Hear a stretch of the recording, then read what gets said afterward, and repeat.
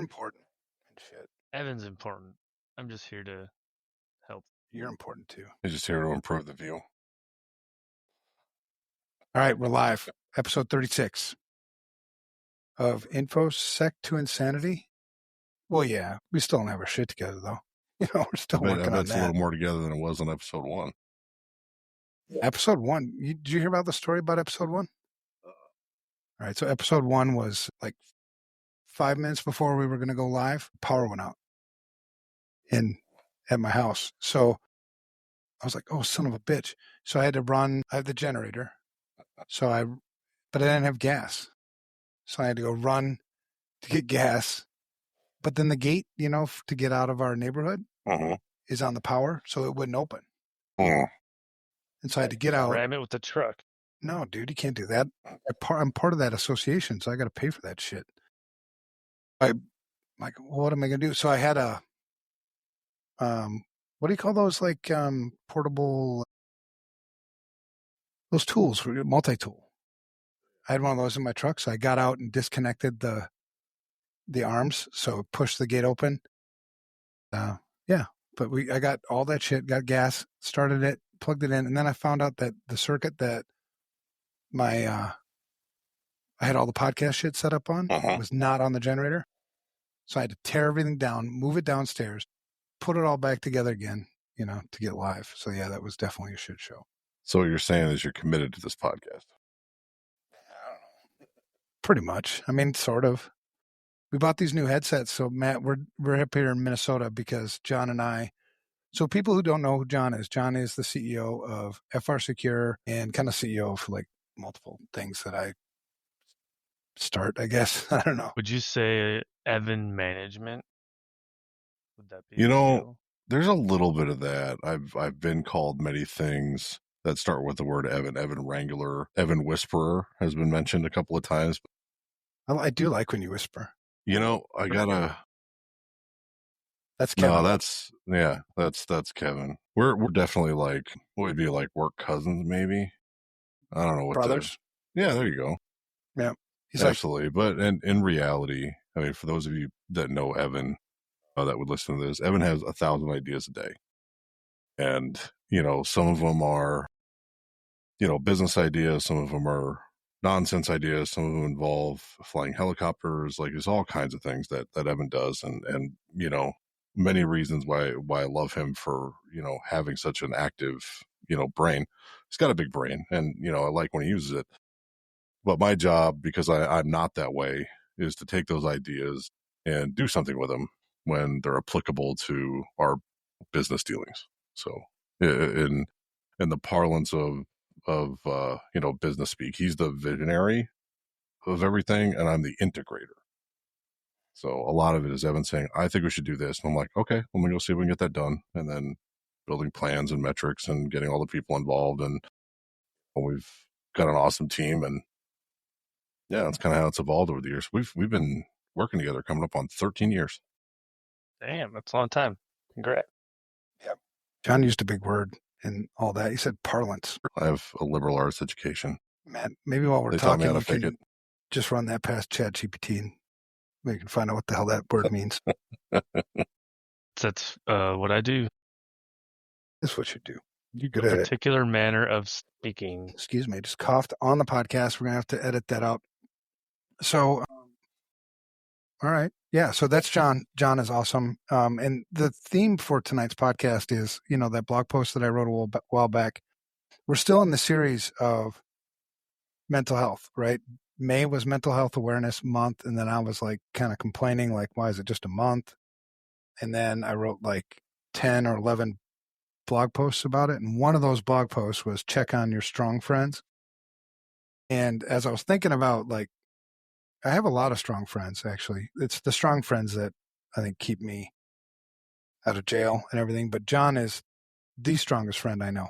He's a guy that, I mean, yeah, if you got to know John, he's always up for a challenge. He takes it on, but then, we're real with each other, and sometimes things crack, man. I mean, sometimes you got to have, even the strong people, have problems to deal with too, right? So yeah, I thought he'd be a really good person to bring on this podcast.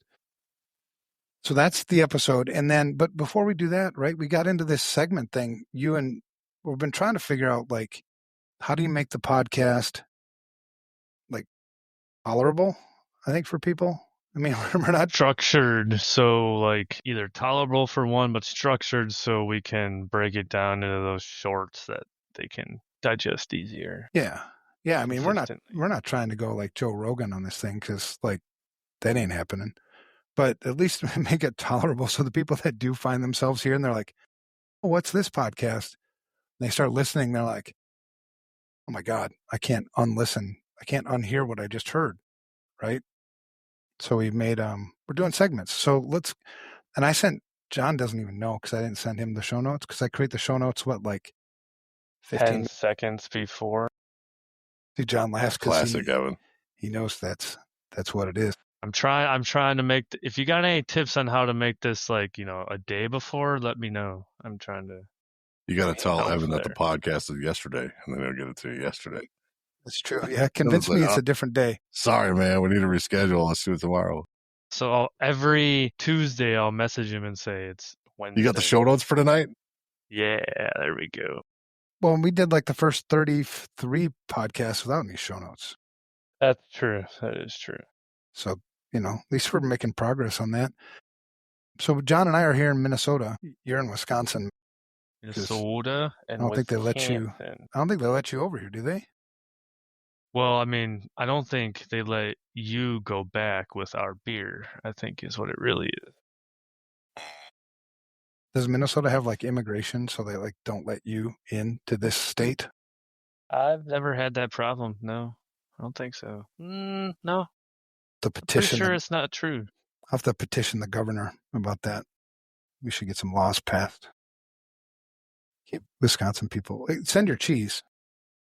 I mean, and your beef jerky. Okay not going there. Send your cheese, your beef jerky, but the people can stay there. You guys kind of don't know how to play football, so. Dude, seriously, I'm going to drive right over there and smack you right upside the damn head. It's only 6 hours, man. I've done it. Bring it. So if I left, because your ass if I left right now, I would get there. You would drive too. I know. If you want a challenge, yeah. Marlis would be, she's used to that, so she'd just give me this. It's the same look. Yeah. That all the time. All right. So the podcast. All right. The first thing we start off is what the fuck happened this week. What do you got, Matt? The 23andMe. Oh man, that fucking pissed me off. What pissed you off about it? It just seemed it's so skeezy. So I know personally someone that's used 23andMe, and it's like, why are you doing that? Well, I want to know these things about me and stuff. Like, okay, cool, but like you're giving your DNA to somebody, literally. Like, they'll probably clone you in 50 years. Like, what are you doing? Yeah, but what's that stop you? I'm drinking this drink right here. You get my DNA right off of this, can't you? Yeah, whatever. But like, I'm trusting you need a better comeback than that. Yeah, you're talking about a pool of DNA, right? Right. And the news this week is that 23andMe's for sale. Somebody's going to buy it. They're basically on the auction house, highest bidder. They're looking for someone to buy them, and it's cool to see that the states are asking the tough questions. So that means like we're moving somewhere. But the CEO is like, yeah, we can't really guarantee what's going to happen with your data. It's kind of a big red flag. So it's like, I pay you to take my data, and then I make money off of it for years doing whatever I'm doing with it. You didn't read that. And now because I suck at managing your data. No one reads those. Just fucking click through, man. Yeah, well, you clicked it. Well, and then they got hacked, so they fucking lost it all. And now they're bankrupt, so they're going to make profit on like 4 different kinds of being shitty. Just pisses me off. Well, they're really, I mean, the thing is 23andMe, there's really no intellectual property, really. I mean, it's a DNA test, right? So you send, they send you something, you swab your thing, put it back in the thing, send it back, and then they do their DNA test, and then they send you an email saying, hey, log in here to get your results, and you click that, and you get your results. You're like, oh, look, I'm German. Or And you have and I some have- kind of disease, Yeah. hereditary or something. And I have ADHD. It's like, okay, I It's already good to figured know. that shit out. I think some of that leads to, people finding long lost cousins or like, daddies you never met, stuff like that too. Probably helps. Yeah, I know, 'cause but now we're not. you're like, But your point is, I mean, we're not selling this shit for them, right? The point is that this is really what they have that I think that's really valuable to whatever buyer is the data, isn't it? yes. I mean, you And think it's not that it's your nation data. state, what the fuck? Nation, Terrorists? nation state. Yeah. What do you think, You do John? all kinds of targeted type stuff with that data that goes beyond just surveillance. Yeah. What do you think, John? I don't know. I mean, from a privacy perspective, like I've chosen not to do it. I've never done any of the DNA tests or anything like that because I don't want to know. I don't want to find some long lost cousin that's going to end up on my doorstep and want to borrow my truck or something. Like, leave me alone, you know? And so I would hate for this data to become a mechanism by which, whether it's the legal industry, whether it's, whoever, to like facilitate it for me somehow, or it's like, hey, I choose not to be discoverable, and now you're going to make me discoverable. You're going to put me in this little ecosystem that I never wanted to be a part of in the first place for whatever reason, because I just don't want to. And now I'm going to be a part of it. I'm just not, I don't know. I don't like that. I don't like how it can lead to, because right now you can do the thing even and opt out of being discoverable. And whoever buys this may overstep that. And I think that's a pretty egregious breach of privacy. As a CISO, and I always share that story, the one that was, there's certain things that happen over your career that are defining moments. And the one where I was working at MGI Pharma, and I misspent the money, that thing, that was a defining moment. But it's also like, as a CISO, as a CEO, as somebody who wants to be responsible and do the right thing, don't you feel the weight, or shouldn't you feel the weight that this data that you're peddling is not your fucking data? Even if they willingly gave it to you and all that other stuff, the fact of the matter is that data is associated with an individual person, and that data cannot be changed. Right? If it's my social security number, all right, allegedly I could go to the Social Security Administration and get a new social security number if my identity is stolen. I mean, it's a pain in the ass, like everything with the federal government, but at least I can change it.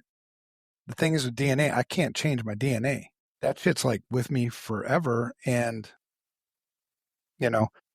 I wish more people, I wish CISOs, I wish people who work in information security, I wish CEOs would feel the weight of this data, that it doesn't really actually belong to you. You make decisions that affect people. Yeah. Yeah. Another take on this maybe is, I think we're heading this way anyway. I know the healthcare industry, and I haven't heard a lot about this in a while, but we mapped the human genome in its full in 1998. And now all these years later, they're starting to get into the realm of, what do they call it? Individualized medication. If that makes any sense, right? Where it's like you would never take a headache pill. You would take a headache pill that works only for you, specifically designed to your ailment, that works with your DNA, that works with your pile of whatever you got, right? So, I mean, is this just, hey, it's going to happen anyway. It's just happening a little sooner and from a source that we're not comfortable with. But I feel like one day, in order to even be insured medically, you're going to have to give this up, and your DNA and everything's going to have to be on file. Yeah, good point. I mean, that's a interesting discussion. It's almost like you're fucked anyway, so just roll over and take it. You know what I mean? I mean, you can see that perspective, right? But why does it have to be that? Is, I guess, my frustration. I moved to Mexico. They're a good 20 years Just behind this. It's because we're letting, thousands of companies be shitty fucks doesn't mean like we have to continue to allow it. Did you see the blog post I just posted this evening?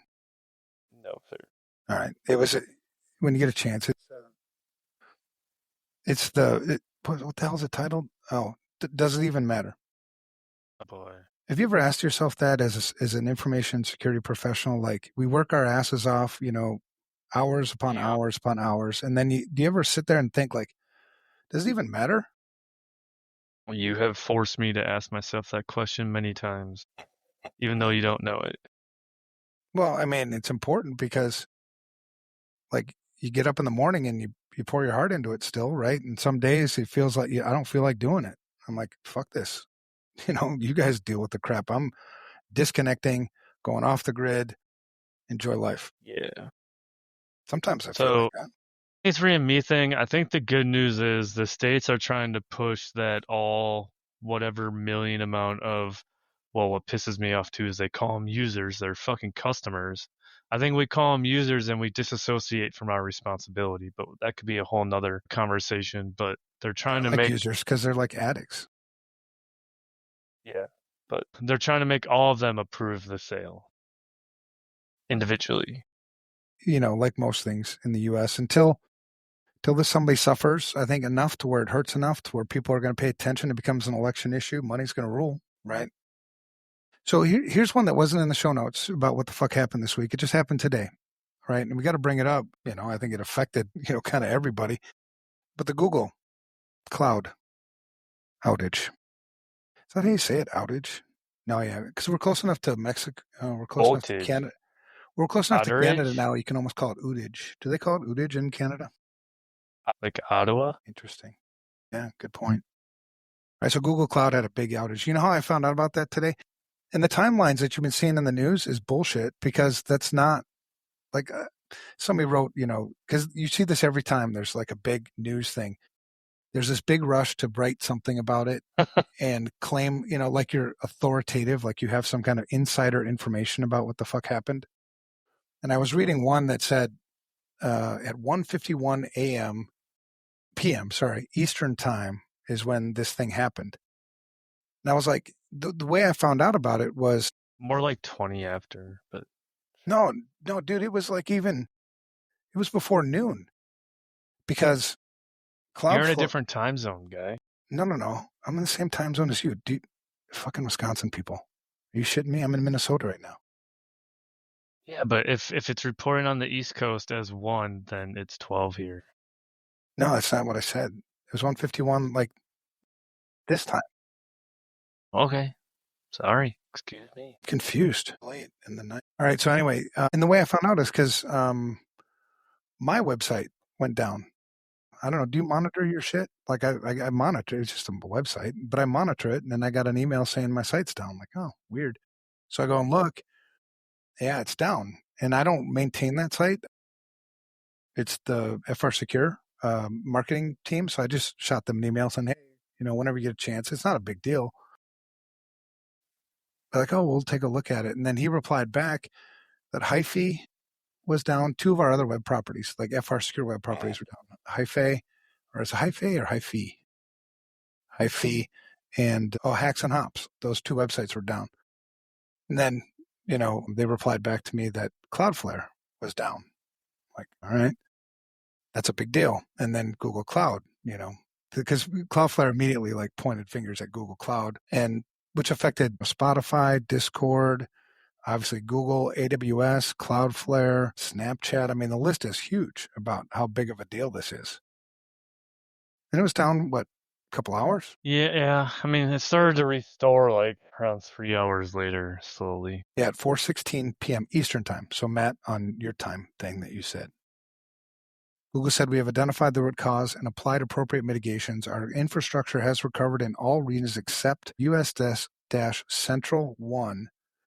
Google Cloud products that rely on the affected infrastructure are seeing recovery in multiple locations. Our engineers are aware of the customer still experiencing issues on US-Central 1 and multi-region/US, and are actively working on full recovery. We do not have an ETA for full recovery. So I want to add a service here that you didn't mention that I didn't think of. I just grabbed it off of comments from Down Detector. This dude says his Google Nest home security camera went down. Yep, that's true. So people's physical security of their houses and shit offline. Oh, yeah. Awesome. Well, think of how many IoT systems and devices are hooked up to Google Cloud. You know what I mean? Even beyond like houses, I'm sure there's some other physical security. The cool thing is most attackers, on the physical side, don't know shit about this anyway, so they wouldn't have been able to take advantage of it, I don't think. They're not honestly, plugged into that. I'm surprised that this doesn't happen more. Like Microsoft? Microsoft, AWS, Google, like you hosting the entire internet on your servers, and we get one issue every couple of years that impacts people at a grand scale. I don't know. Maybe I'm just not hearing about it, or they're good at covering up. But it just feels like an outage like this that lasts, hours seems pretty rare. Am I right or wrong? Is that? No, you're right. No, it's actually rare. It's more common than you think. I mean, between like the big players, the big tech players, I'd say it's a couple times a year, but not just Google, right? It might be Microsoft on their O365 infrastructure shit, or it might be AWS, but it seems like Microsoft is pretty regular. Yeah, they're a bunch of. So not having an IT background, never having managed infrastructure, when everything was on-prem, right, and everybody's managing their own stuff, and cloud really wasn't anything anybody was super reliant on, is that a better or worse failure rate? I think it depends on the skill of your team, but you'd still have, infrastructure, routing issues, internet infrastructure, issues. I think it depends on what kind of answer you want to give to your leadership. When it's in the cloud, you can say, it's the cloud, not my problem. If you're hosting it on-prem, you can't deflect. Well, but that was the part that, it was always an opportunity, I think, to shine, because, then the skill of your IT team and stuff would become a market differentiator, a competitive advantage. Because we took a lot of pride in our shit, and there were a lot of times when our competition was down, but we were still running. So I think we got customers because of it. So yeah, so from the vantage point, I like that kind of thing, that absolving of like, hey, this is what happens. It's not my issue. You mentioned the physical security being compromised potentially, like surveillance that relies on cloud connectivity, right? What other things are potential, like, oh crap, Google's down for 2 hours, like I need to go take these measures because we're exposed somehow? Or is it just an availability issue, or would it potentially cause other security issues that people should be concerned about?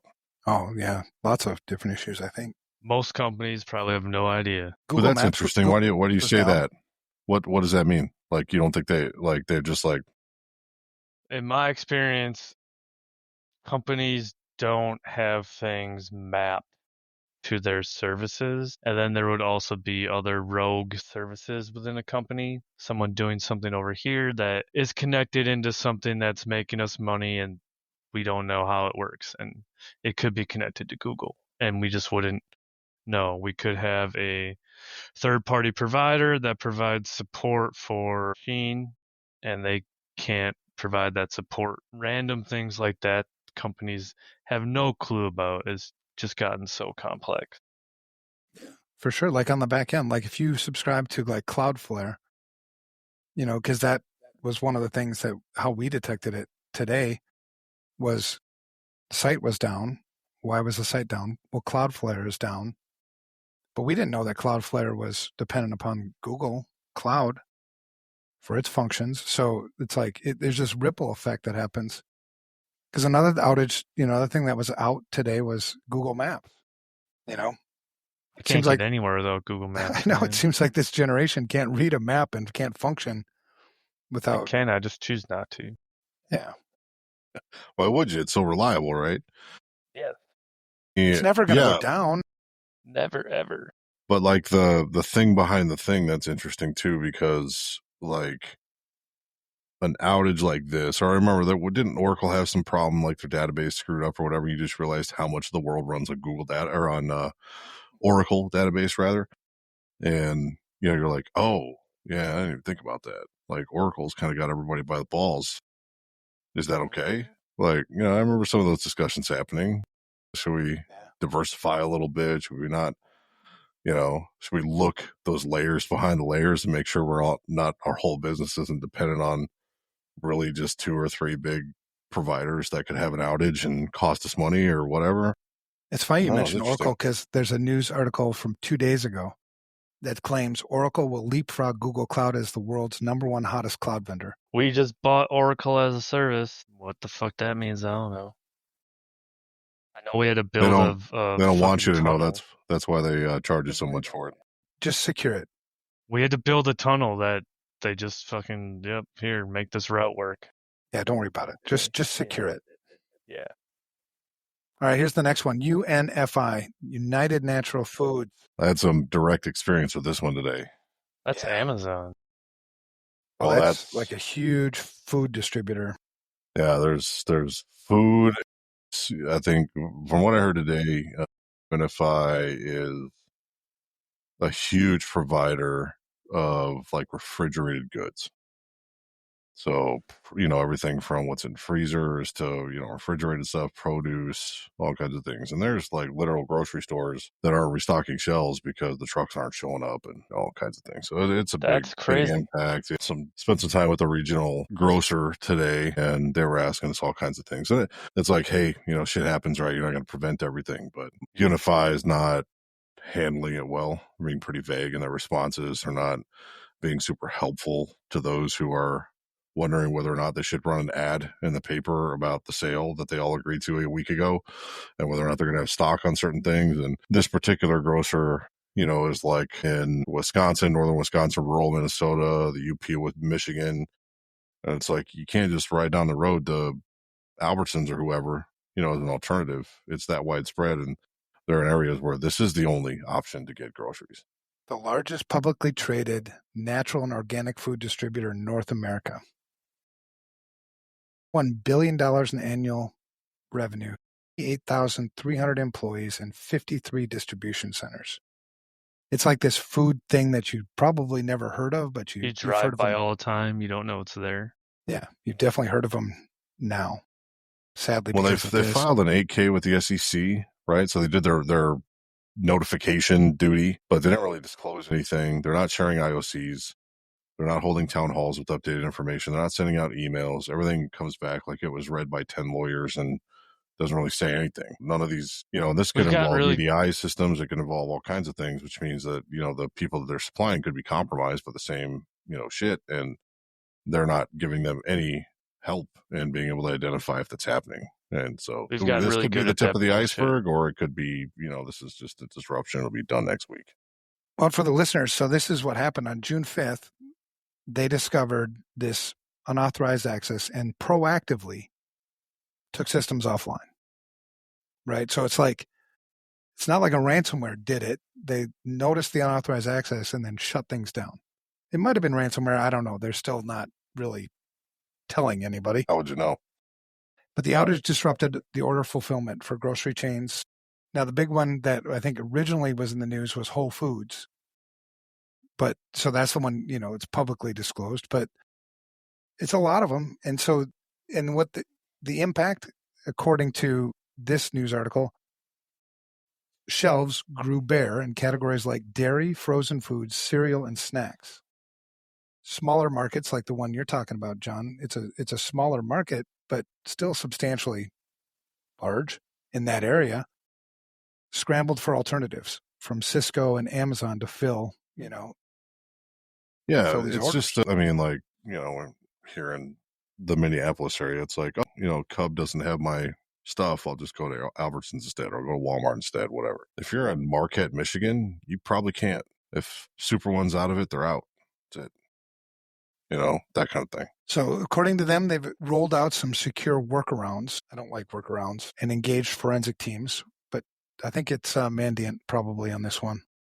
If it's unauthorized access, like there's no workaround. Just fix your shit. Yeah, right.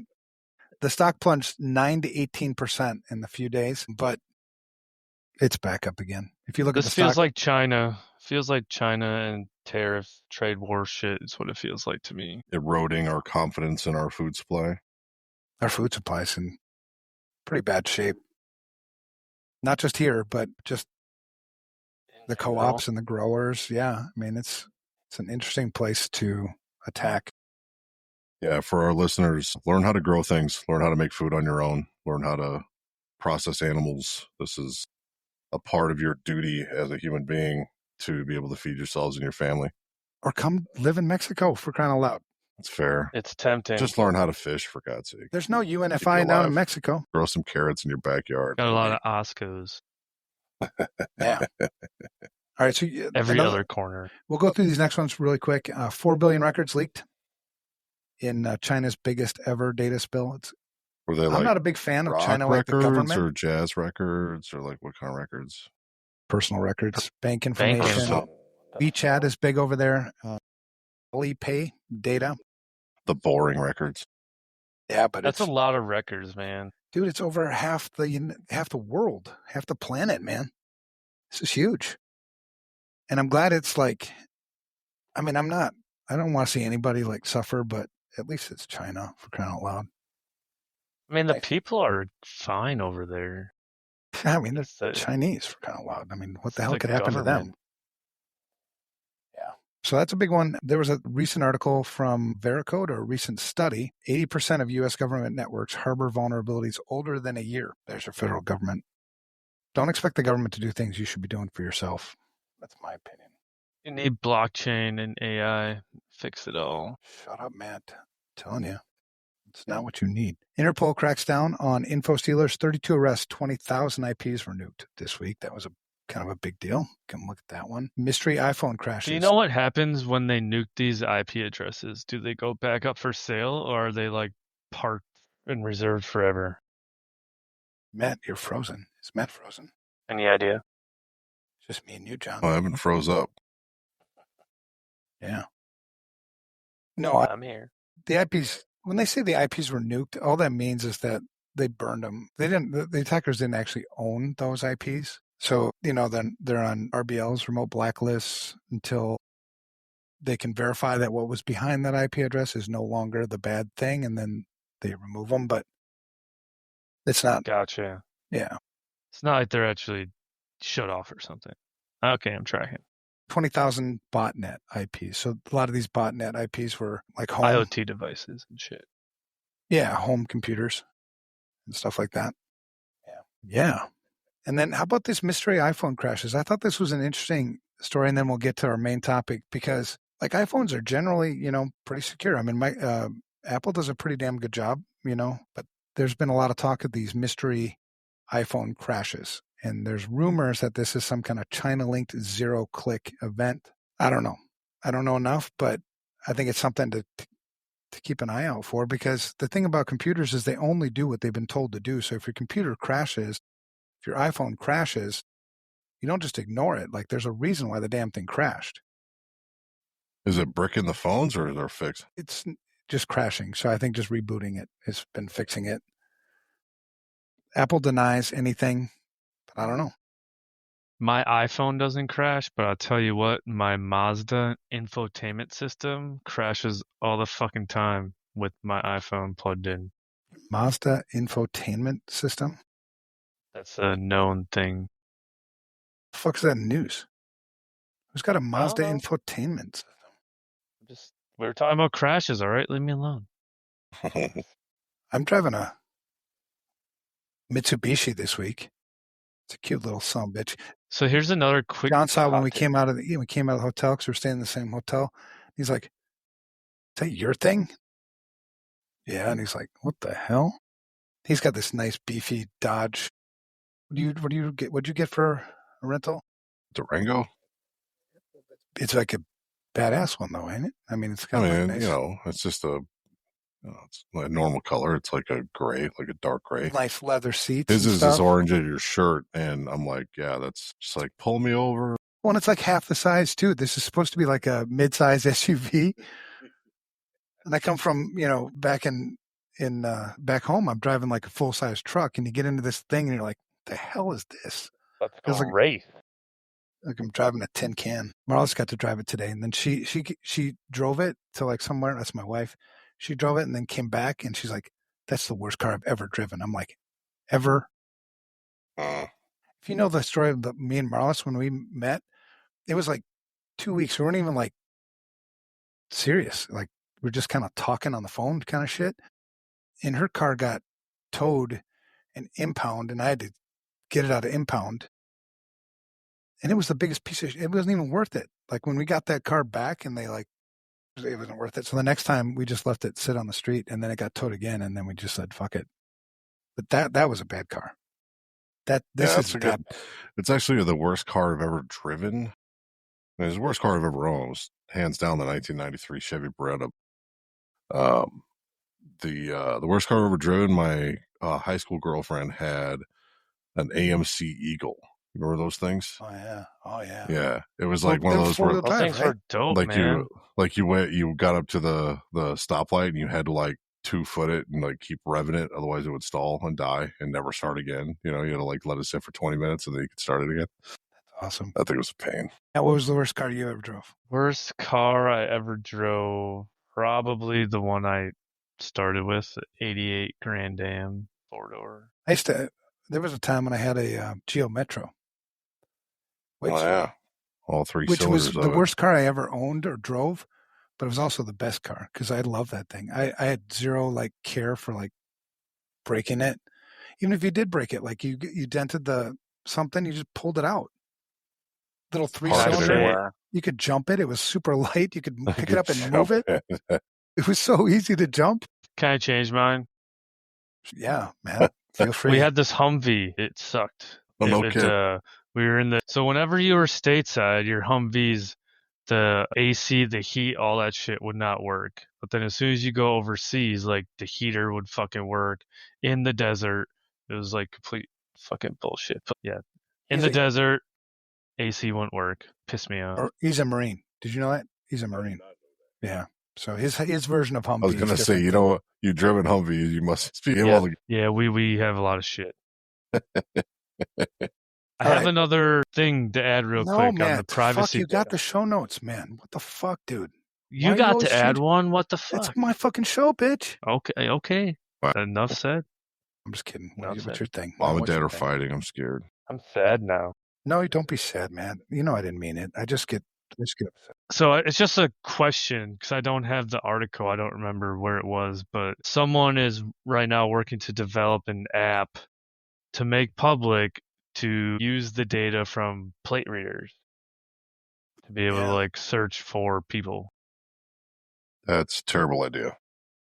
Yeah. Just because you can doesn't mean you should. Seems kind of like I should take the plate off my car now, like everyone else. Female bartenders around the world who get off at 3 a.m. fucking hate this idea. Yeah. Come to Mexico. That's the answer. Oh, I'm telling you, man. The more shit that goes wrong up north here, it's like the more I appreciate it. It's like plate readers. Most Mexican cars don't even have plates. And nobody can read them anyway. No, it's like totally cool. And if you get pulled over, it's 500 pesos. That's 500 pesos. It sure is. 500 pesos, it's like $30 US. Riker's first car was a Chevy Celebrity diesel. He used to jump it over railroad track. Damn, man, the Celebrity diesel, that's a deep cut. That was a gangster car. Love it. I would like that. Can we still get one of those? I've never even heard of it before. I have to look this up. I never heard of it either, but just the concept sounds cool as hell. That's awesome. Yeah. All right. Let's move on to the next segment. Matt, are you ready? Or do you have another thing? No, I'm good. No more things? Thank you. I feel bad because I got done. I'm good. I appreciate you. Okay. You do have another thing. See, you fucking guy. All right. What do you got? I'm just looking at the car. It looks like a lot of the other cars that looked like that. Oh, all right. All right. So here's the main topic for the night. So check on your strong friends. And I think it's awesome that John has been joining in the conversation because that's really cool shit. But this is like, I think, cooler shit even. So this isn't like your usual just cyber rant. We do that shit all the time. It's easy to do that stuff. But tonight I think let's get a little real to the point where, you feel comfortable. Like we don't want to get weird and shit. That's weird and shit. But if you follow Turn the down blog, the lights. no, dude. No.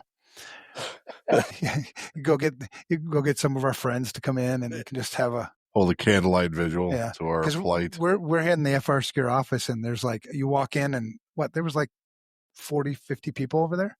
Yeah, if a bomb hits this place, we're screwed. Yeah. Our entire pen testing and incident Yeah, it's all the response red team is team. all in one room.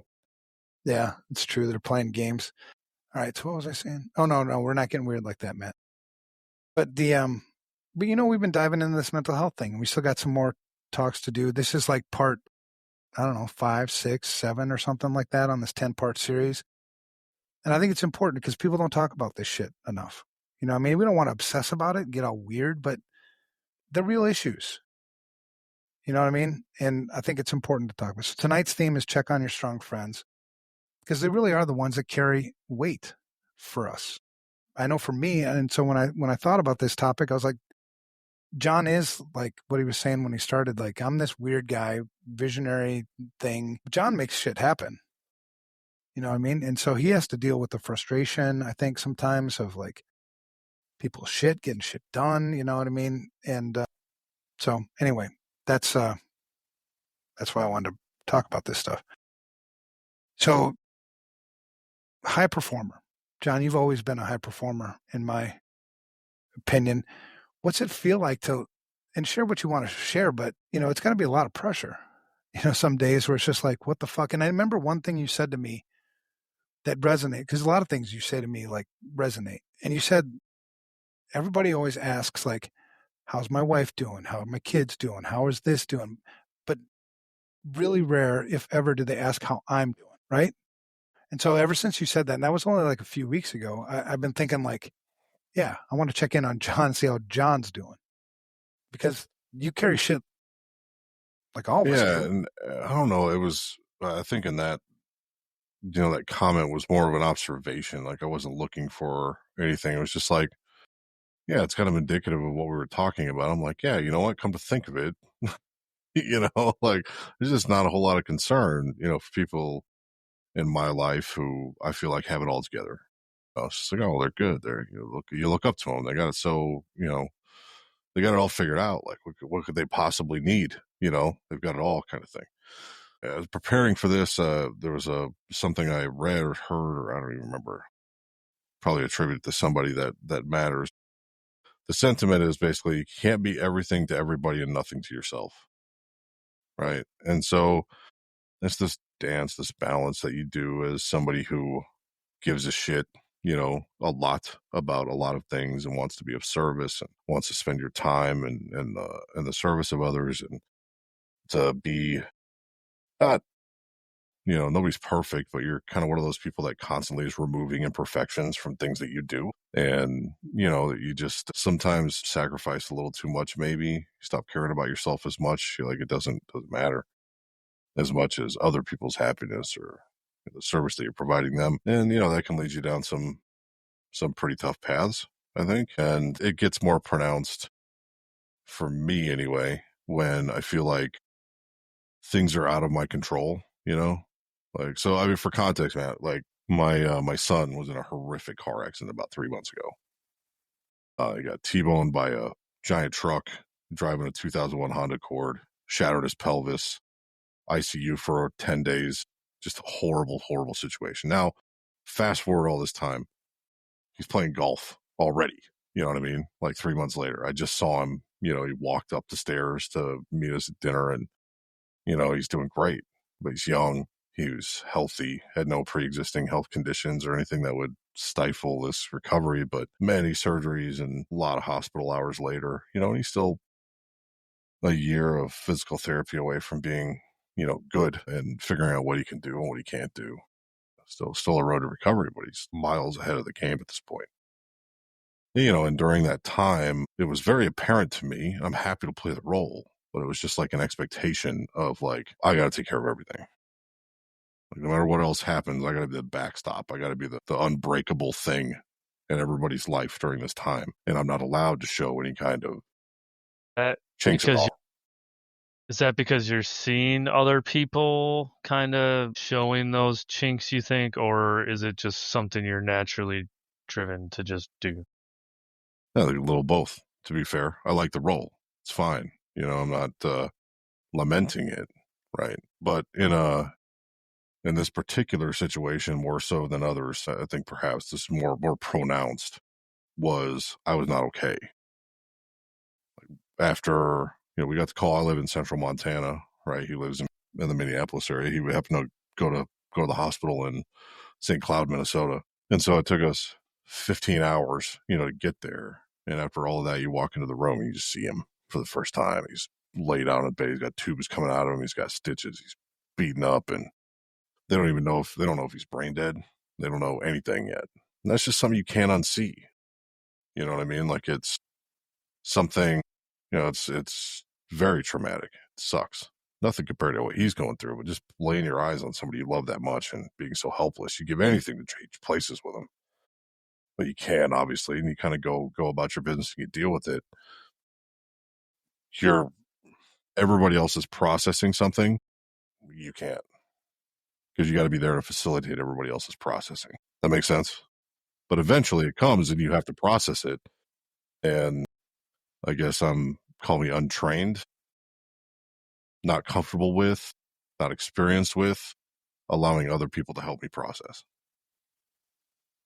But I think had I been better trained, better prepared, more willing to, I probably would have processed it better than I did.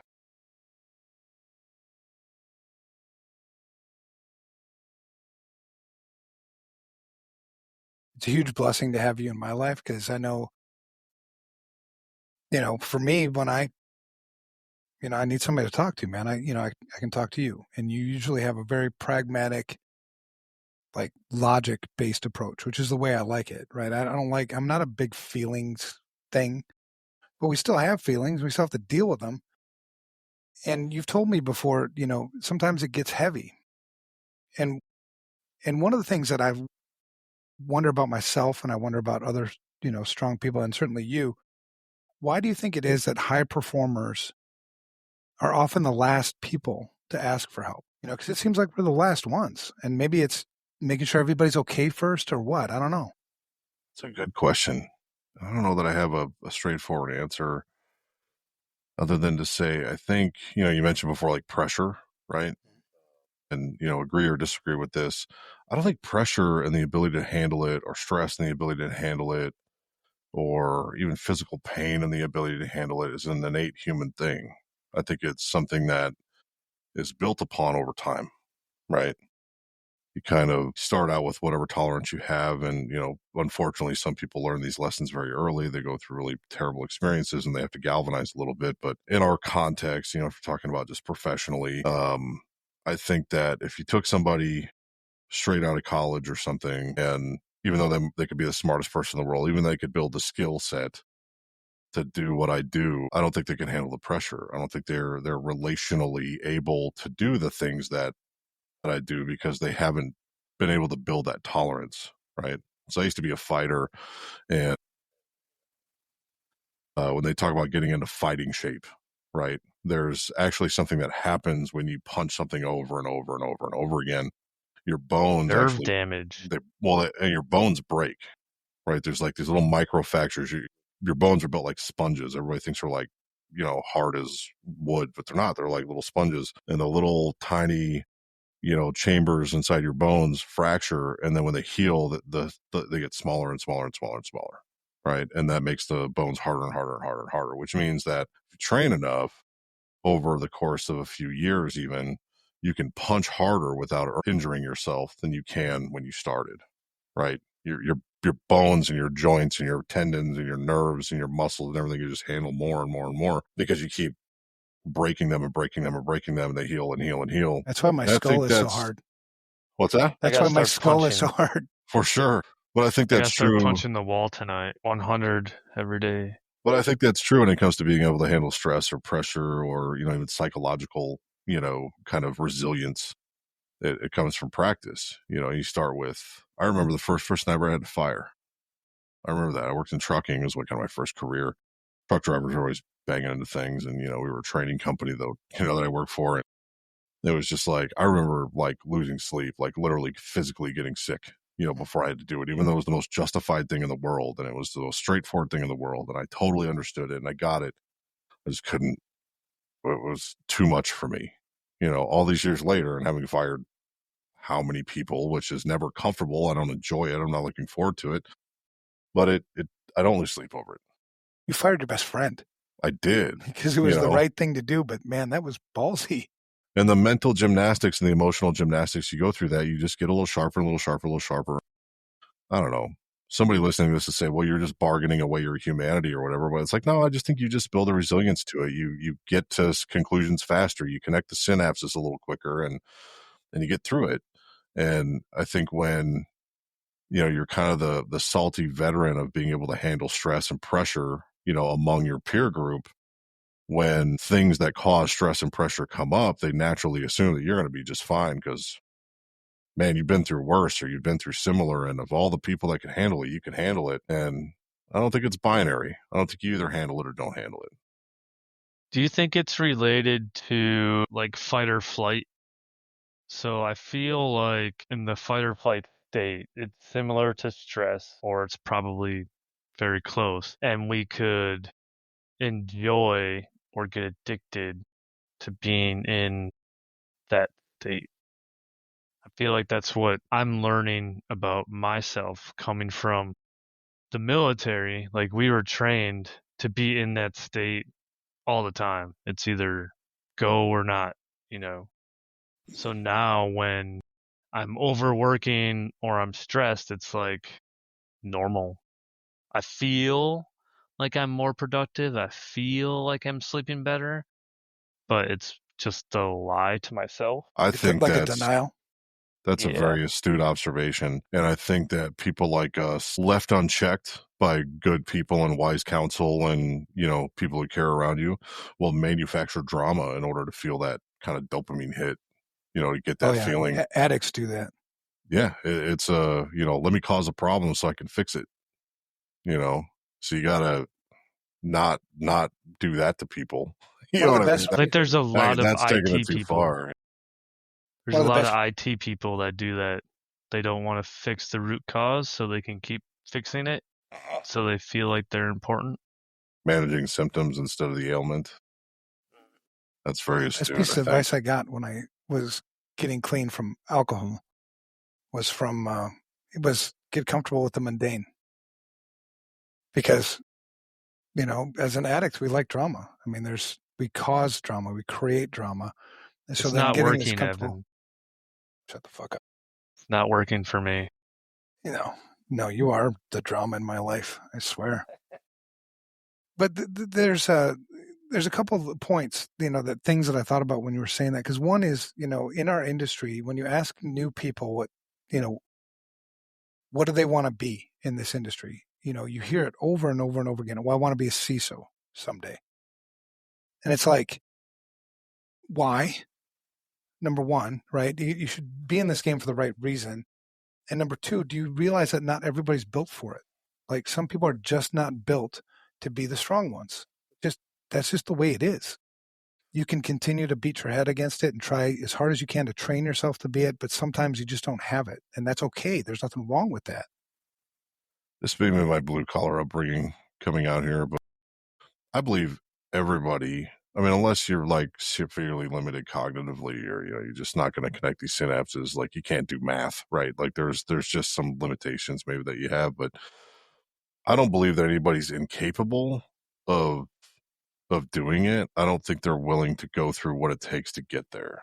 That's maybe it. But then does that also mean then that if they're not willing to go through it, maybe you just don't have it still? They're just making cascading decisions that prevent them from getting to where they want to be. But I ask that a lot too. I'm a CEO now, so I get hit up on LinkedIn. Like people want to talk. How do you whatever. And I went to a school where it was one of those schools. Like if somebody reaches out, that's also an alumni, you have to take the meeting. It's like a part of that community.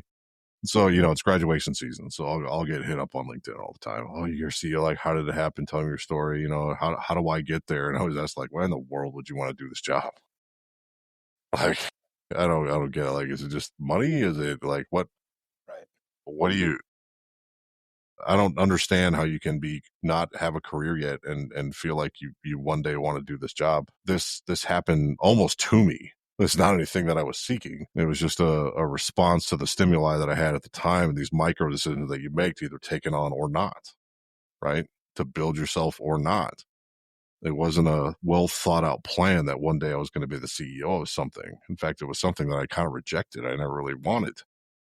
So, I have a hard time with that, man. I want to be a CISO one day. I'm like, what a shitty job. Why would you want to do that? I don't get it, but Well, I think that's why it's I important feel to like ask them. CISOs are like reluctant heroes, man. They're just like, well, nobody else will fucking do it. I guess I'll do it. I owe it to everybody, the industry, the world, the humanity. I know what I know. And for me to not act as an injustice, it's not anything I can live with that I know is something and I can't serve in this way. I have to do it. It's a calling, right? We're Christian guys. Like we know that feeling of, man, God wants me to do this. Shit. Yeah, It's that not happens a really what lot. I had in mind, but you kind of got to do it because God said so, and just try your best at it. I don't always know that what I do pleases God, but I hope that I want to please him pleases him. And I like how you shared, because a lot of times you find yourself in places, it's like, how the fuck did I get here? You know what I mean? Over the years, and that's, I think, at this stage of my life, you try to share wisdom, because wisdom is gained through painful experience, not just experience. It's got to be painful. And so you've had enough painful experiences to try to share it with other people, like try to avoid this shit because it sucks. I mean, if you talk about like the incident responses over the years where like,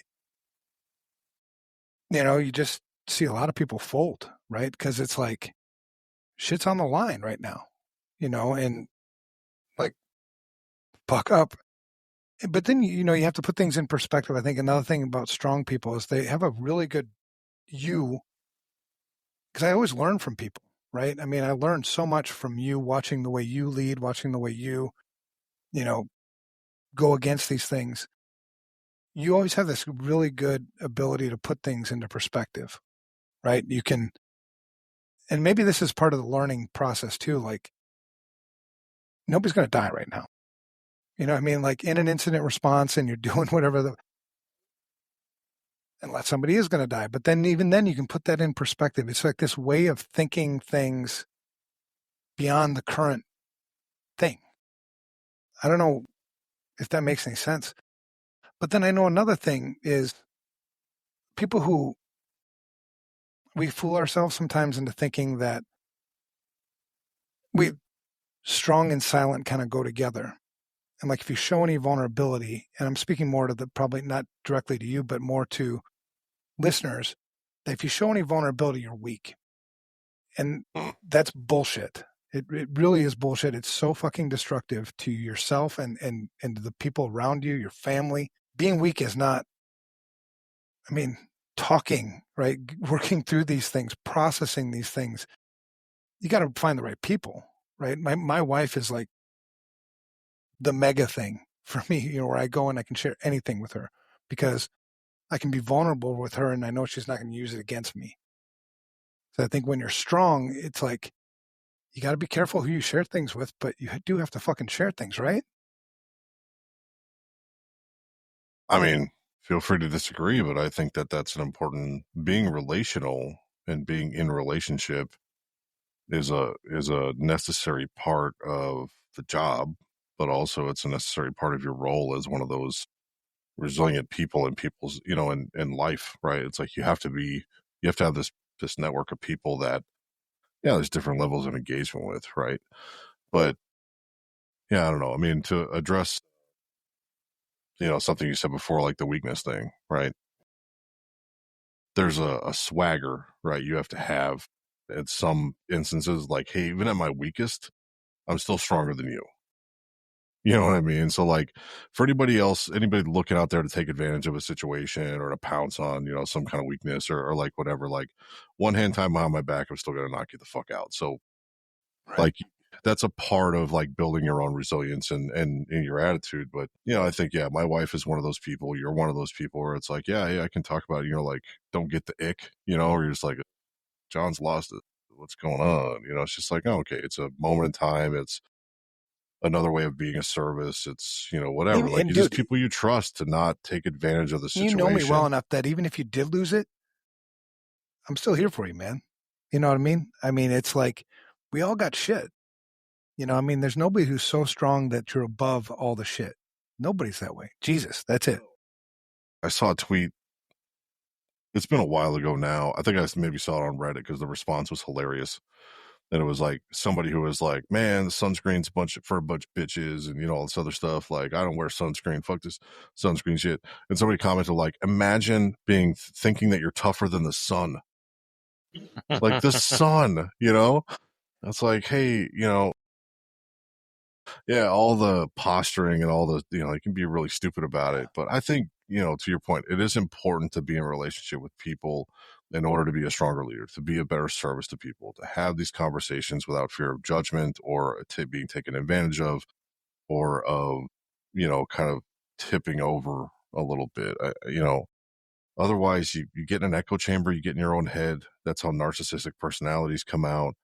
You start to justify things that are just horrible in your reach for having control over something or everything, whether artificial or real. And it's important to have accountability partners in your life that, tell you like, hey man, it's okay to like take a couple of weeks off. You don't have to be the man for 2 weeks. Like just get right. My getting right is I got to go to the woods. I love camping. I love fishing. I love, cutting down trees and burning them. That's kind of what I like to do. And I like sleeping during deer hunting. It's real easy to do. yeah, we all have our thing. Sometimes, I hate to say it, it's like I need permission to go do that. Yeah. Well, let's talk about this. Talk about how self-denial, you guys talk about how self-denial is glorified in leadership, especially in information security. Sleep less, work more, suck it up. We've seen it in teams that we've worked in. We've seen it in conferences. We've seen it in our friends. How have you seen that show up, Matt, for you, John? Have you seen that? How have you seen that in our own teams or in teams that you've witnessed? I actually have, following on that, a question for Matt, right? Getting back to like the manufacturing drama, the dealing with symptoms, and that kind of thing. Ever present need to be perceived of value. You know what I mean?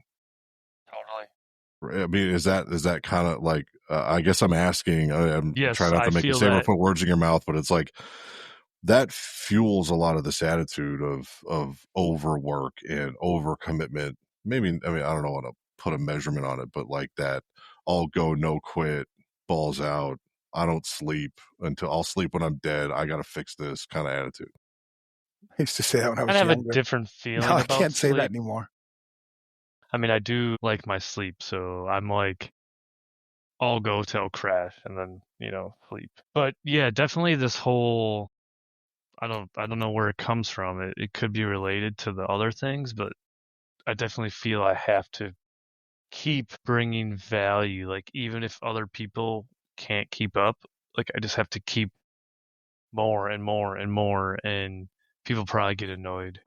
I think it could come from military service, but I think like a analogy I was using the other day, like I'm in the ocean driving a jet ski and organizations and teams are on like fucking freighter ships. So I can like pivot and turn and change quickly, and they're just like taking forever to even see where I'm at. I don't know if that's a good thing or a bad thing. It probably Well, fits somewhere. it speaks to a choice you've made to not be dependent on anybody else. Because if you're in the freighter, you're dependent on an entire team of people to determine where you're going, right? But if you're on a jet ski by yourself, as long as you got the fuel, you can go wherever you want. Yeah, but you also won't go as far. or be as effective, right? So you got to figure out how to work on that team, unless that's all you want to do is ride the damn jet ski. Because I'm an You only guys are child. like- I'm the jet ski guy. I'm an only child. Like, You guys I'm are fine deep, being alone. man. You're poking some. See, I deal with things. this, You're man. deep. This is like the I valuable feel shit. like I'm just trying to enjoy the jet ski, and you're poking out like Well- things in my life. That's pretty awesome. So there's a book that I read recently and heard. It was like a half-day workshop with the author, and it's classic CEO shit. I went to a conference and now it's all I can think about, right? But it's what is it called? The 7 not deadly sins. That's not what it is. Dwarf. No, I gotta find this now. It's like it has to do with like the hierarchy of needs. It's like behind every what were you gonna say? Maslow? Yeah, Maslow, right? But it's not him, but it's like basically every behavior has an emotion behind it, and behind every emotion is an unmet need, right? So it's this primal question is what it's called, right? And so he's got this like little quiz. It's a very simple thing, oversimplified almost, right? But it tells you like what drives your emotions that therefore drives your behaviors. What need is not being met that you're I'm gonna take that doing assessment those after this. Yeah, so I thought it was really interesting in its simplicity because it's not like DISC where you got to take like 12 hours freaking quizzes and answer 9 million questions. It was like a dozen questions and you're like, so the reason why I act out and, am self-destructive, and at times when I'm feeling depressed is because, I'm angry or I'm, feeling negative in a certain way. And it's because I'm not feeling loved.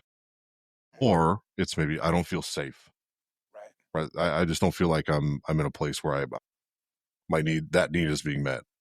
Or I don't feel like I'm in an environment where I'm making a difference. Right. There's all these beautiful because you don't hear strong people say things like, I don't feel safe. I don't feel loved. But that's one of the things that I think that's the myth is like, I'm strong. I don't need to be loved. You know what I mean? That's bullshit because it's this self-awareness that you have that I think lends yourself to you being as strong as you are.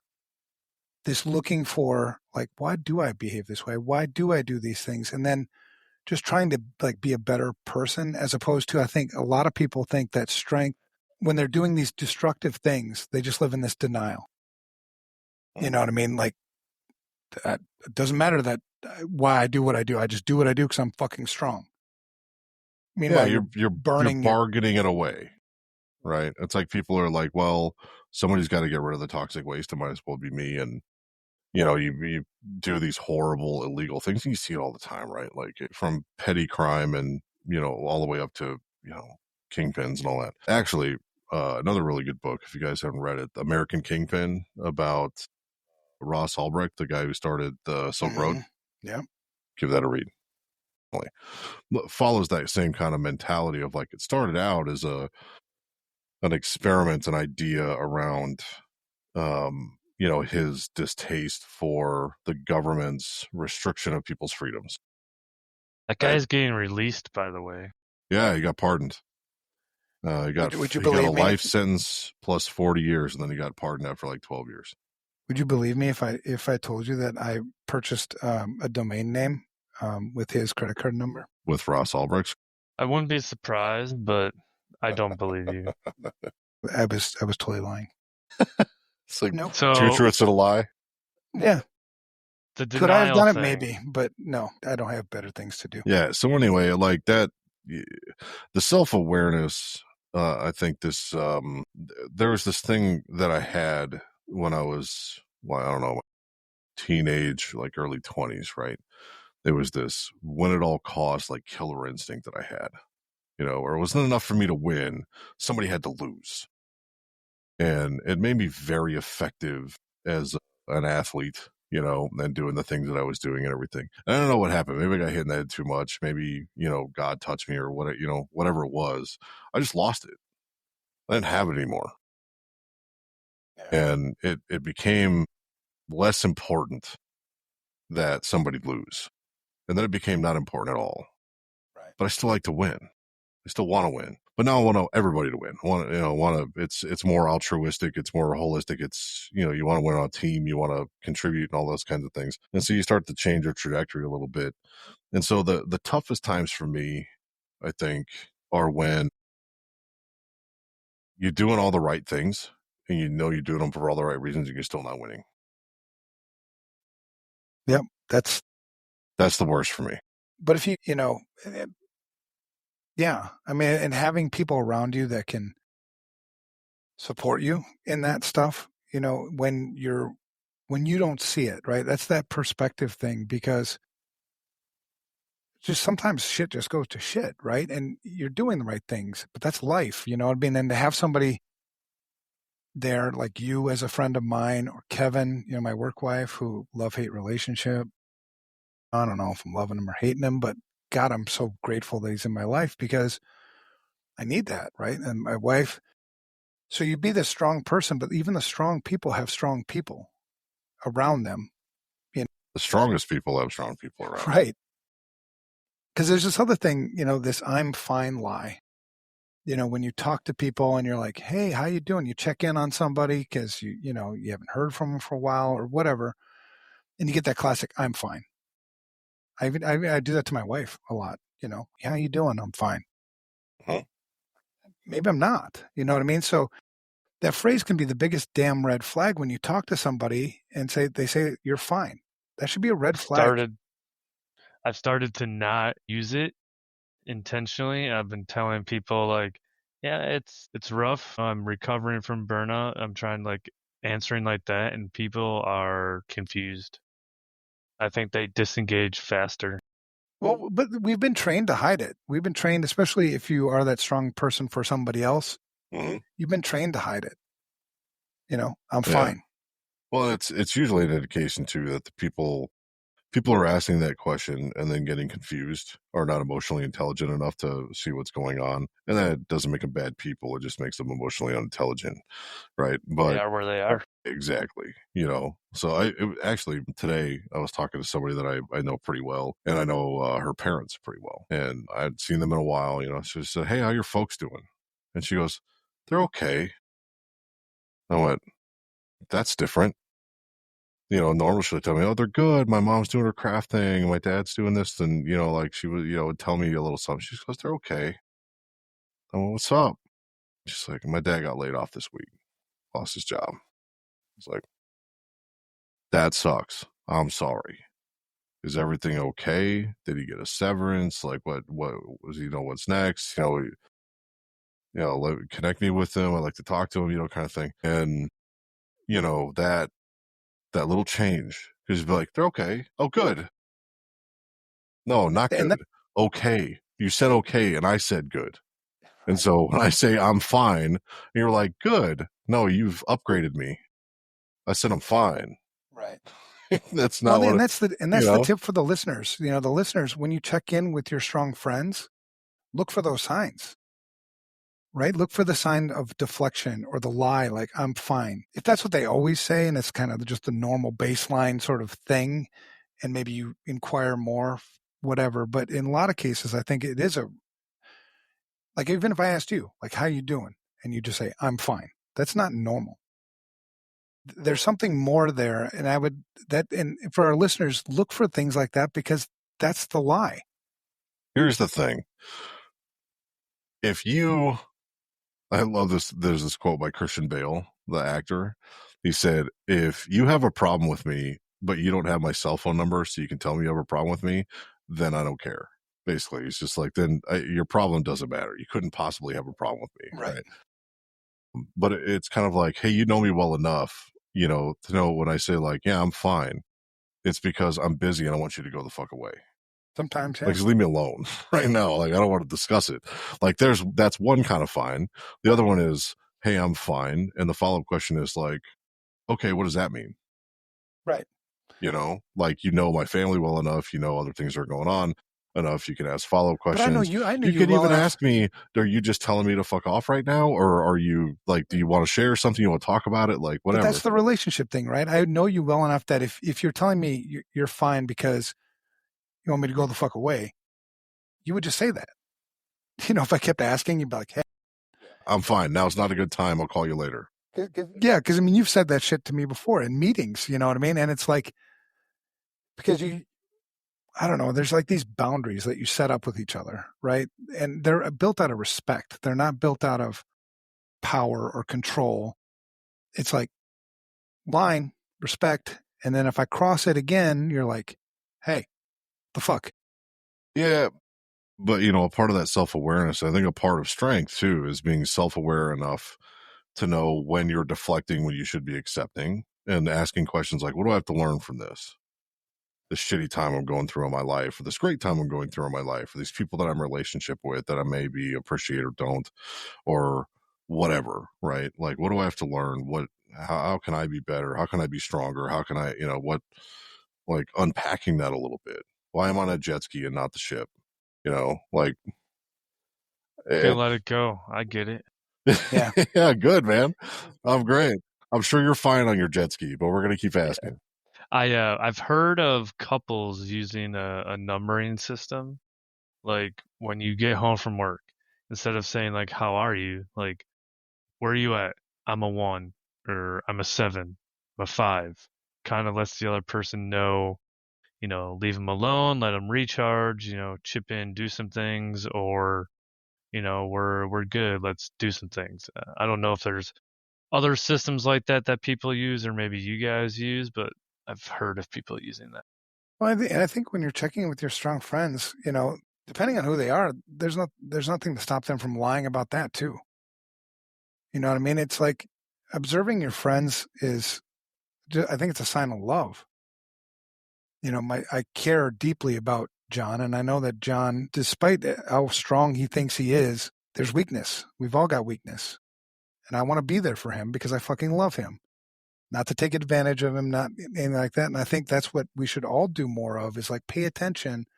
Just because they're strong, it's so easy just to check it out as like, well, it's just John. He's fucking strong. He can handle it. Look, and I probably can, and most of us probably can. You know what I mean? But why would you if you didn't have to? So I find that, that ease of stress and everything in nature and in relationships, right? So that's where I find it. And so, in anticipation for this discussion too, I was asking myself, like, what's a better question instead of how are you or how you been or how you doing? Like, are there questions that you guys ask the people in your lives when you really want a real answer? How do you phrase it? Like, what do you do? Or is it a series of questions, or is it a different approach altogether? Up, Chuck. We only got 24 hours in today, so you better tell me, I don't know. I guess it depends on the relationship, right? I mean, there's no like one way. Like the strong people in my life, I treat you like you. I have other strong people in my life that the way I talk to you, I don't talk to them.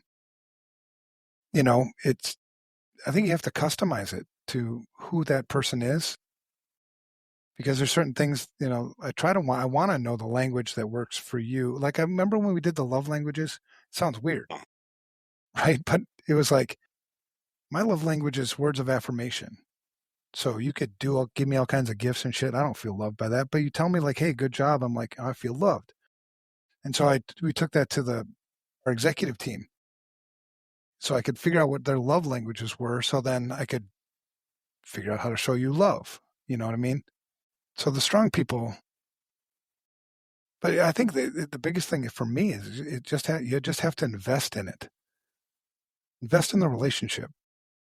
If they're a friend, you won't mind doing it. You'll find joy in doing it. And I know that I don't do it for the return, but I get twice as much back every time. You just got some love for that one, Evan. What? I got loved for what? What'd I do? Yep. You got love the hearty things in the chat thing for what you just said. Oh. It resonated with somebody. Somebody's listening to me. This is beautiful. This is so much better than the other strong person in my life, my wife. This is great. All right. So how to actually show up? What do strong friends actually need? A lot of times it's not a rescue. I find that my strong friends don't want me to necessarily fix their problems. What they often want is just my presence. just to be there. I don't have any fucking answers, but I care and I love you. And I know you're strong enough to figure it out yourself and you're smart and whatever. Ask again, mean it, give space without judgment. Fuck. I mean, I'm so fucked up as it is. You know what I mean? Who am I to judge, something that, you're struggling with or something that Matt's struggling with? Be consistent, I think is super important. But, when I think of times it's been the most to me, it's been when people have just showed up, just showed they cared. Yeah. Like, you reminded me of something like this is like a meme at this point, right? Where like your wife will tell you about something that's going on and you try to fix it. That was like the wrong thing to do. It's like, I just want you to listen and tell me that sucks and give me a hug. I don't need you to give me a solution. Like, stop it. I found that whatever rage she had at the problem that she was telling me about now all becomes directed at me when I try to solve that problem. It's like, why didn't you just do this? God, no. It's like, you're not wrong. You're just an asshole. Exactly. But like, you said sometimes I have to ask. Like, I don't want to. If you don't want me to fix a problem, I don't want to fix a problem. So sometimes I'll just ask my wife, do you want help? Or just venting. I mean, that's cool. You know what I mean? Sometimes I miss the signs and shit. But a lot of times you'll pick up the signs, I guess, if I'm paying attention. I don't have my head down on work or whatever. All right. So, Matt, you got anything to add on that? Like just showing up. Do you have strong friends in your life that you check in on? We're pretty set on this I'm alone on a jet ski thing. That's true. So I finished the primal thing. I already got my primal question. Well, and just a word of advice, Matt, on that jet ski, stay the fuck out of the way of this big freight thing. Well, when I was down in Mexico, when I was down by you, I rode a jet ski for the first time. Man, that's hard as fuck. First time? It's harder to read. So I drive ATV. Reading the ground, it's pretty easy. But reading the water, fuck that. That's harder, yo. I got some jet ski stories I can share with you at a later date. So, Matt, who's the strongest person that you know other than yourself? Probably my mom, even though, I think she's hiding being strong. Do you have, how's the relationship there? Do you feel comfortable? Terrible. Yeah. We're not going to unpack it. I'm just like, what's the nature? Because, Evan's the strongest person I know for sure. You know what I mean? Sure. And it's kind of like this mutual thing that we have. We found each other in the universe, right? It's pretty amazing. And, we have a pretty plain spoken way with each other and, without judgment and all that. Share a lot of values and things. But I wonder how many strong people don't have anything even close to that.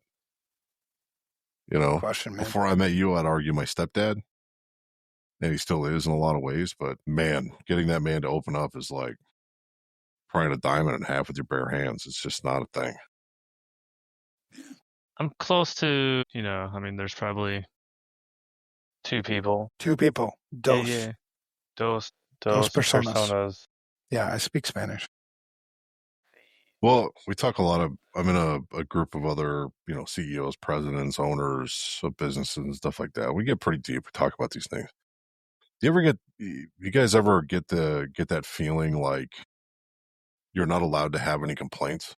You know, I don't know. It's like I don't give a shit. I'll complain anyway. But yeah, like it's a weird thing to like this separation that I feel sometimes from friends that I have, or even, family members or whatever, where you're just like, oh man, I had just a really tough day today.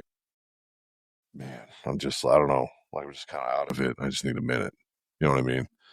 And they're like, what do you have to complain about? You know what I mean? It's almost like you live this charmed life. You got a maid, you got this, you got that. Like, how could you possibly be stressed out? You have everything. Yeah. It's like, I suppose my mom treats me that way. She just doesn't say it. Well, the two things I learned that I've shared with you and we've reinforced in each other is, the wind blows the strongest at the top of the mountain. So if you want to climb this mountain, it gets harder and harder, right? And that's a lot of the reason why, why do you want to be a CISO? Why do you want to be CEO? Why do you want to be this? Because along with that, if you want to do it right and you want to, I think, be effective at it, it's hard. There's a reason why, there's a reason why, there's so much more burnout, I think, in leadership positions, and the length of tenure generally isn't very long because it's hard. And the second thing is that it's lonely at the top of the mountain. Nobody else knows what it's like to be in my seat. Nobody else knows what it's like to be in John's seat. It's so unique. Like, look up a job description for CEO. It's all over the fucking place. There's no one job description for CEO. There's general things like culture, tactical or day-to-day operations, responsibility, all that kind of stuff. It's funny, you're right. I've not seen a sensible description of that job ever. Well, because really, it doesn't explain it. There's no way. When I Googled it, so I'm like, okay, I'm CEO now because I promoted you to president. Yes, I promoted you to president. I'm like, oh, I'm CEO now. What the hell does that mean? I Googled it. I'm like, I still don't know what the fuck I do. Well, and I think it gets even less comical in the, IT and security industries too, right? Because the people who are writing those job descriptions and the people who have they have no idea how to have an expectation, right? For what you're. So, I feel for you guys. So, sometimes when you're coming up in your career, I'm like, I spent a fair amount of time, and not so much lately, but it was a lot of FRSecure clients, and I would go meet with their boards and their like ownership groups because they had no idea how to set an expectation for their security program. They had no idea how to speak the language. They had no idea. Like, well, they're like, I don't know. We don't know what to do with this guy. He keeps giving us information, and we have no idea what it means. And how do I know if it's good or bad? And this kind of stuff. It's like, holy crap, man. Like, I understand how they feel, but I always felt worse for the guy who was in charge of security, the guy or gal, right? It's just like, man, I can't imagine, and how shitty was that job description that somebody comes in and they, are already just like, well, all this is nonsense. I just got to figure it out and hope these people don't fire me. Well, and that's one of the frustrating things about, being at this stage of my career. It's like you want to share wisdom, right? This is the wisdom time of my career where I've already fought the fucking battles. I've already taken my lumps. I'm not interested in fighting any more fights.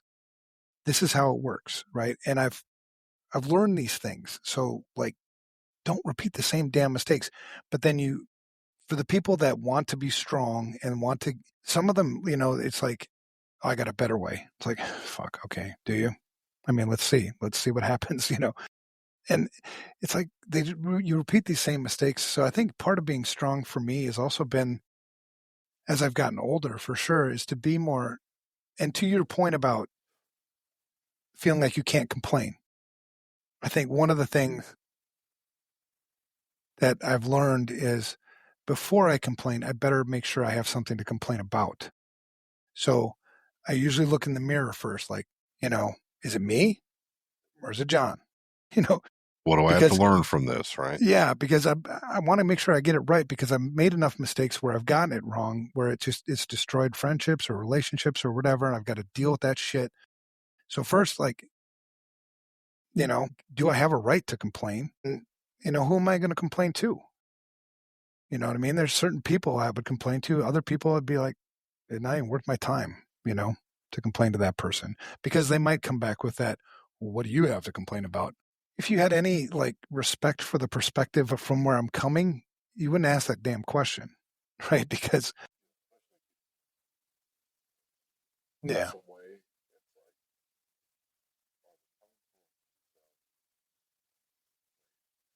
Right.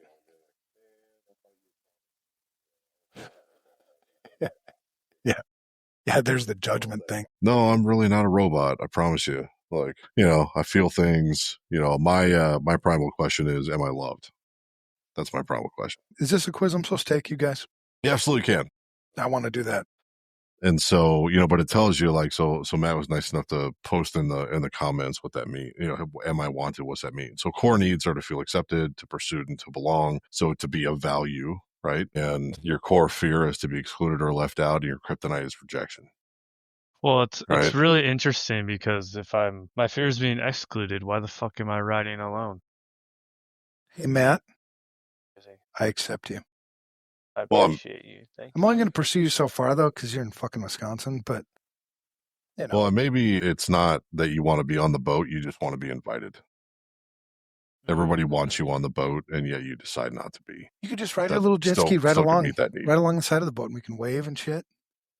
Yeah, I mean, it is a wonderful feeling when to be picked first, right? It's like, hey, if all this went away and Evan were to start a company, another company, I hope I'm on the list of people that he would want to take with him, right? Oh. That makes you feel wanted. That's like I already told you that. That's a good thing. Like, because we get pursued all the time. I mean, it's multiple times, certainly multiple times a week, maybe daily, about somebody who wants to buy FRSecure. I get them too. And it's like, and I'm going to be honest, like, because sometimes they get through the filters, right? Sometimes somebody will set up a meeting and I'm pretty honest about, I'm going to sell the company. If I were to sell this company, I would sell it for 2 to 3 times what it's worth. And then I would just go start another company. And I would just not make the same mistakes that I made here, right? You'd be that much more efficient. And I would poach you. I'd poach Drew. I'd poach Vinay. I'd poach Oscar. I'd be like, well, what do you got? That's the only way I would ever do it. Otherwise, I'd have to live with myself knowing that I sold out. And I work for Jesus, man. You know what I mean? I don't work for anybody else. And I'm going to have to answer for the shit I did. So it's just the way it is. All right. So let's close this up. Flipping the script on strength, defining strength, not as suppression, but as honesty. Real strength is saying I'm struggling and showing up anyway. We all struggle, but that doesn't keep me away. I'm still going to go to the game. I'm still going to play. I may need the winger to pick up some slack a little bit, you know what I mean, and lead me a little bit more, but I'm still showing up and I'm still the best for the game. To John's point, like, yeah, I'll still kick your ass. Oh yeah, we're really great at playing hurt. Yeah, you know what I mean? Sure. Like anything to keep me on the field, I'll do it. So we need to build workplaces, friendships, communities where people can be fully human, not just a bulletproof version, not anything fake. You have to create a place or work in a place, and you can influence this, even if you're not in a leadership position, of just being fucking real, right? Just real. That's one thing I love about this company. I love about FRSecure, and I love about this culture is we're just real. None of us are perfect. None of us are better than anybody else. We just got different positions and different, points on the field to play. But I struggle. I'm not afraid to admit it. I've struggled with my alcohol and addiction problems over the years. I've struggled with overwork and burnout over the years. I've struggled with all these things. And I tell you not because I want anybody to feel sorry for me, but because I don't want you to make the same fucking mistake. And that's in my opinion. And I love how you lead the same way. Like you share what the fuck you've been through. That's strength. Yeah, I don't want you to pay the dumb tax that I've already paid, right? Because a lot of other people paid a lot of dumb tax that I didn't have to pay, and I owe it to them to pass it along, right? But some people just got to learn the hard way. Like, yeah, that's I pay okay. a lot of taxes. Okay too. Yeah. Well, that's part of that is because you're a Marine too, man. I mean, come on. I've known enough Marines, seen enough Marines over the years. The crayons like, taste better every time. Did I show you this already? Like, that hurt really bad. I'm going to do it again. So at CypherCon, one of my friends made me this. It's a 3D printed Marine Corps emergency rations, and he was so nice enough to give me some rations. Yep, crayons. That's Marines. All right. I got them here on my desk in case I ever get hungry. That's awesome, man. All right, let's close this thing out. If you're listening to this and thinking of someone, a friend that's always got things handled, that they're always the strong person, whatever, hit them up. Reach out to them. Ask them how they're doing. You might catch them at the right time. You might catch them at the perfect time. When they need to hear that. They need somebody to ask. Because when I wrote this, I was thinking about that moment. whether you meant it this way or not. What I heard was, everybody asks how all these other people doing. Ask how I'm doing. We all appreciate it. So do that. Yeah, I may not tell you, but sometimes the gesture is enough, Right. So pay attention. And if that friend is you, I want you to know we see you, because we're kind of like that too. And you don't have to carry this shit alone. You can't carry it alone. It's going to fucking wear on you. Absolutely.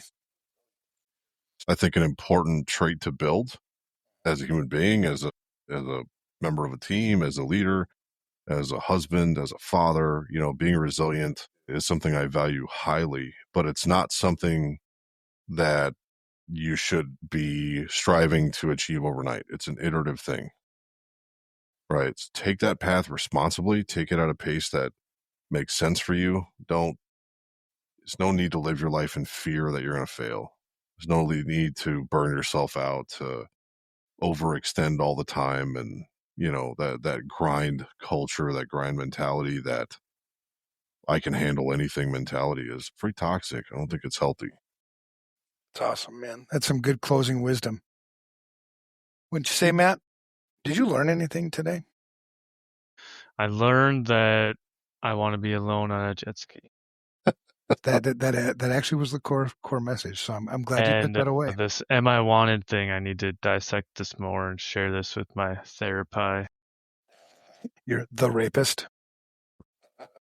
And I think I just found out I was attacked by Microsoft Singapore. That's good. This new Bitdefender, by the way, it does there's some pretty fucking cool detail in here about like what actually happened. I don't know why we're closing on this shit right now. Because I just talk random shit, man. All right. Well, I love it. I love you. Thank you, Matt. Thank you, John, for coming. I learned a lot. Thank you, John. Awesome.